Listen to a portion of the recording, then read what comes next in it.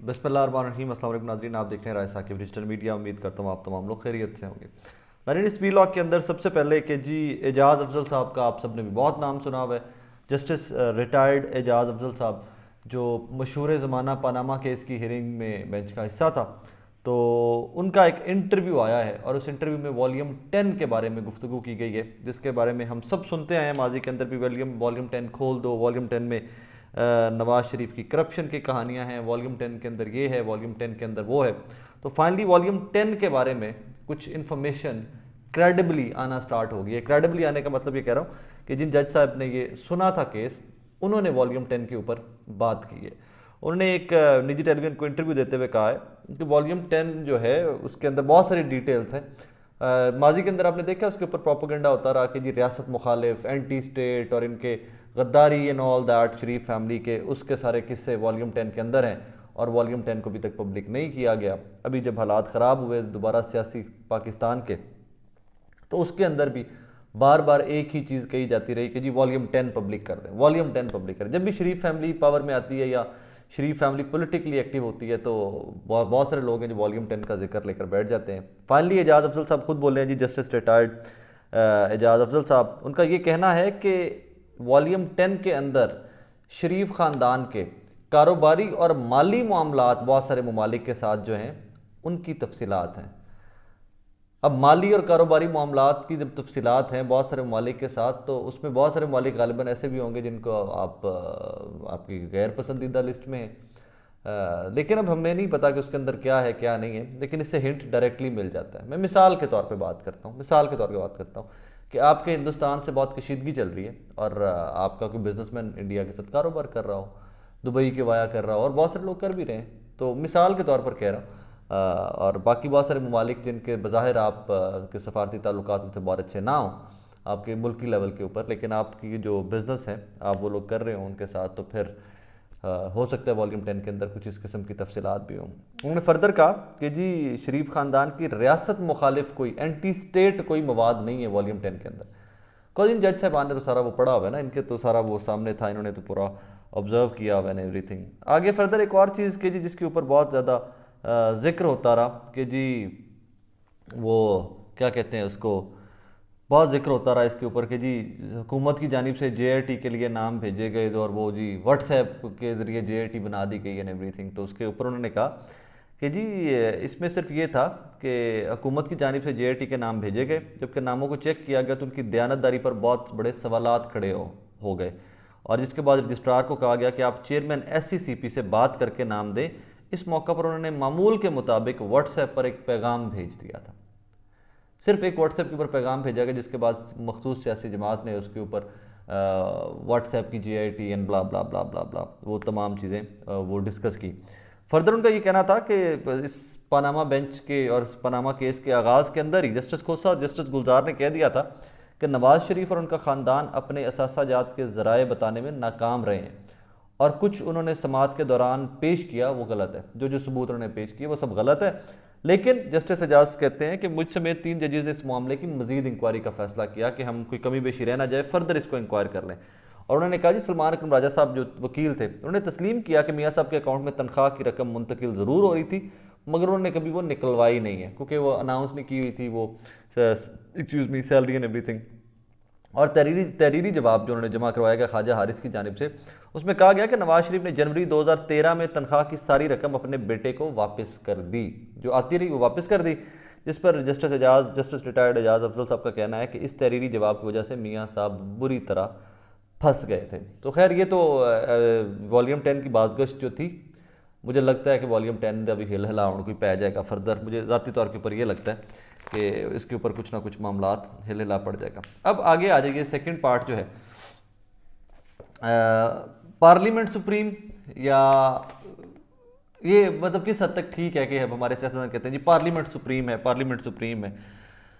तो उसके एक आर्टिकल 70 की federal legislative list serial number 55, उसके अंदर सुप्रीम कोर्ट एग्जम्प्टेड है किसी भी किस्म की लेजिस्लेशन से, पार्लियामेंट उसके ऊपर लेजिस्लेशन नहीं कर सकता।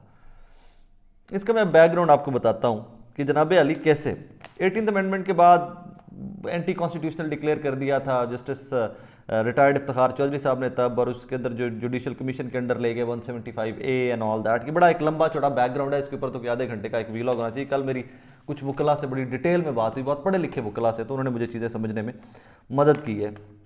अब इस सारी कहानी के अंदर जो आर्टिकल 70 की फोर्थ शेड्यूल के जो आर्टिकल 70 है कॉन्स्टिट्यूशन ऑफ पाकिस्तान का, उसके भाईजान उसकी सीरियल जो 55 है उसमें एक सिर्फ जुमला है कि जो कोर्ट्स हैं इनके सारे मामलात जो हैं लेजिस्लेशन के एंड एवरीथिंग वो कर सकता है, पार्लियामान कर सकता है, बट एक चीज़ नहीं कर सकता, वो है कि सुप्रीम कोर्ट जजिस की तकर्री के ऊपर ये सारा केस था एंड एवरीथिंग। तो उसमें एक लफ्ज़ इफ्तिखार चौधरी साहब ने तब डलवा दिया था, excluding supreme court of Pakistan, parliament supreme court के मुतालिक कानून साजी नहीं कर सकती। तो अब आ जाए वापस उस खबर के ऊपर जो चल रही है, जिसके ऊपर 8 रुकनी बेंच समात कर रहा है, और आपको चीज़ें बहुत सारी क्लियर हो जाएंगी कि जो जिस तरह पर काटने की कोशिश की गई तो उसके साथ कहानी क्या चल रही है वो आपके सामने आ जाएगी।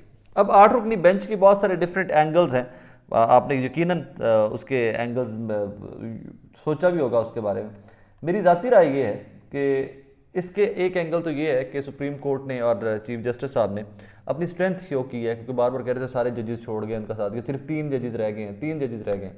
सो उन्होंने 8 जजेस का बेंच बनाकर एक तो अपनी स्ट्रेंथ शो की है पॉलिटिकल पावर्स को शटअप कॉल देने के लिए कि भाईजान सिट डाउन, माई जजेस are right next to me, इदारा एक है, सुप्रीम कोर्ट एक है, एंड हम we are together, we are one.